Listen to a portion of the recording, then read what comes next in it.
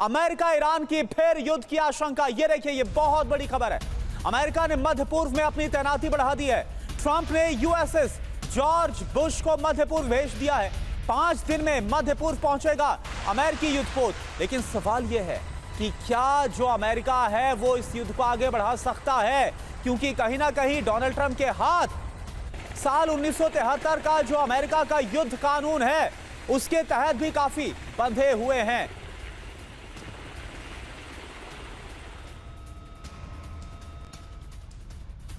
और एक और बड़ी खबर, ईरान से वार्ता की संभावना के बीच अमेरिका की जंगी तैयारी। युद्ध की तैयारियों में जुटी है अमेरिकी सेना। सेंटकॉम ने जारी किया है तैयारियों का वीडियो में नजर आई है मिडिल ईस्ट में सेना की तैनाती।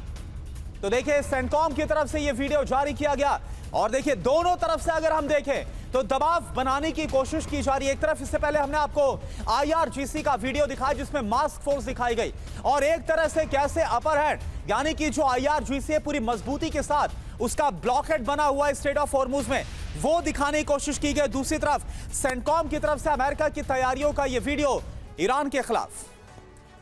तो अमेरिका की जंगी तैयारी ईरान पर पड़ेगी भारी। कैसे, आप देखिए खबर क्या आ रही है। वार्ता से पहले अमेरिकी सेना की तैयारी। अमेरिका ने फिर से शुरू की युद्ध की तैयारी। यूएस सेंट्रल कमांड ने जारी किया है वीडियो, और इस वीडियो में उड़ान भरते हुए नजर आ रहे हैं अमेरिकी जेट। अब यूएस का प्लान क्या है? सेना, नौसेना, मरीन, एयरमैन की जो तैनाती है उनको किया गया है। मध्य पूर्व में लड़ाकू विमानों की संख्या बढ़ाई गई है। तीनों सेनाओं को वॉर एक्शन रेडी मोड में रख दिया गया है। ईरान के करीब विमान और सैनिकों की तैनाती की गई है। नहीं बनी बात तो क्या होगा, यानी कि अगर वार्ता नहीं हुई दूसरे दौर की तो क्या होने वाला है? ईरान पर फिर से विनाशकारी हमला संभव है। यूएस पूरी ताकत के साथ ईरान पर अटैक करेगा। ईरान ने जवाबी हमला किया तो फिर महायुद्ध तय है। इसके पूरे आसार बनते हुए नजर आ रहे हैं। और अचल मल्होत्रा सर, मैं उसी का जिक्र करना चाहूंगा जो अभी मैंने इससे पहले जिक्र किया था कि एक तरह से जो अमेरिकी राष्ट्रपति डोनाल्ड ट्रंप हैं वो साल 1973 के उस युद्ध कानून के तहत भी बंधे हुए हैं कि उन्हें वहां की संसद की मंजूरी चाहिए अगर सेना को देश से बाहर 60 दिनों तक से ज्यादा भेजना है। तो क्या ऐसे में आपको लगता है कि युद्ध होने की संभावना ज्यादा है, या फिर कहीं ना कहीं आंतरिक तौर पर भी डोनाल्ड ट्रंप बहुत दबाव में है कि वार्ता किसी भी तरह से उनको करनी ही पड़ेगी?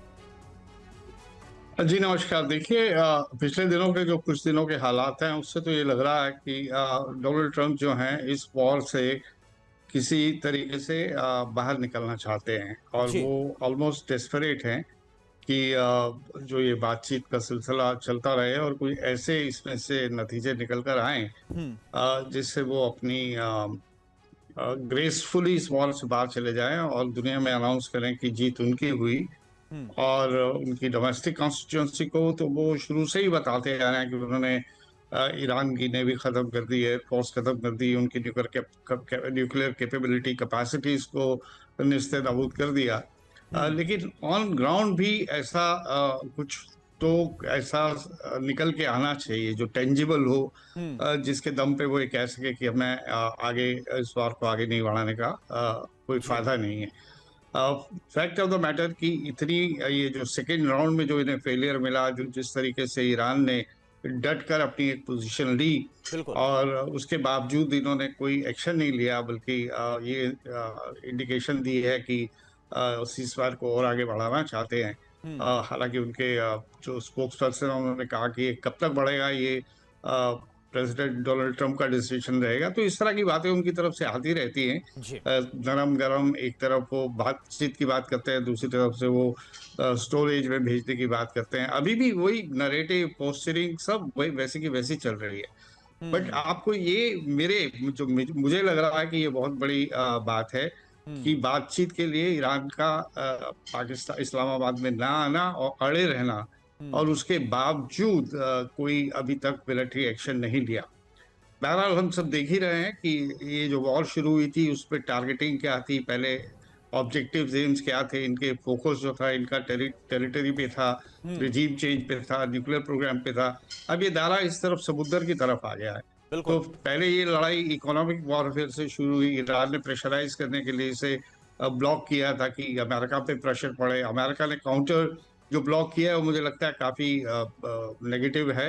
ऑलरेडी इनके जितने क्लोज अलाइज हैं वो पहले से वॉर में इनके साथ नहीं जी। थे, और अब यूके और फ्रांस खास तौर से मोबिलाइज कर रहे हैं ओपिनियन अगेंस्ट ये जो ब्लॉकेट, डबल ब्लॉकेट के अगेंस्ट। वो जी कितना सफल हो पाएंगे, कितना प्रेशराइज बिल्कुल कर अच्छे पाएंगे, सर, और तो ये भी हम देख रहे हैं, ये भी हम जानते हैं कि ये जो ब्लॉकेड है इसका असर अमेरिका पर कुछ खास नहीं हो रहा है, लेकिन लगातार जो ईरान की इकॉनमी है, अर्थव्यवस्था, उसे रोजाना बहुत ज्यादा इस ब्लॉकेड की वजह से नुकसान झेलना पड़ रहा है।